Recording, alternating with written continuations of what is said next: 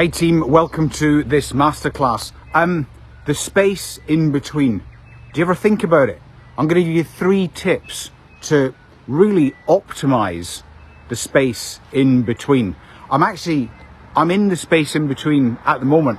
I've just left a meeting with a mentor of mine, and I'm on my way to the next meeting of the day. And I'm just driving through this forest. That's why you can hear cars in the background. But I suddenly thought, wait a minute, I'm in the space in between. I've left one meeting and I'm going to the next. And most of us never consider that space in between. My personal trainer, who causes me immense amounts of pain 4 times a week, is great with the space in between. When I'm in the gym, it's exercise to next exercise to next exercise. And Fletcher's, Stu, stop. Recovery between each exercise. The space in between is just as important as the thing on either side of it. So what can we do to recognize that space in between? Well, the first thing we can do is actually recognize it. Say, do you know what? This is a space in between.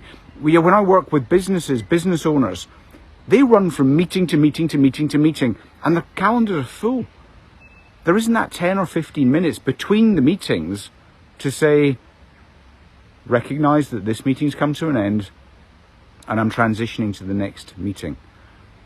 So that's the first one. Recognize and give space for the space in between.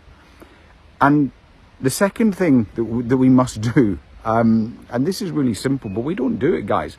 The second thing we've got to do is take a deep breath.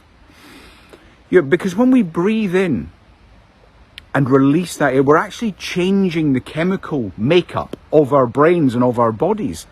We are relaxing. That deep breath, that accessing the deeper parts of our lungs is saying, I can relax. And that flushes out the tension or the joy, but it flushes out the tension or the joy of the last thing we've just done. Whether it's a meeting, whether it's a conversation, whether it's a session in the gym, whether it's a conversation with our partners. So number 1, recognize that you're in the space in between. Number 2, take the deep breath to celebrate the space in between.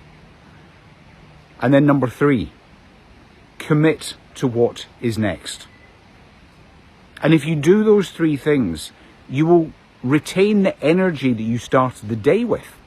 If you do those 3 things, every interaction, whatever it is you've got on your schedule, will be joyous, because you're not carrying the baggage from the last thing you did.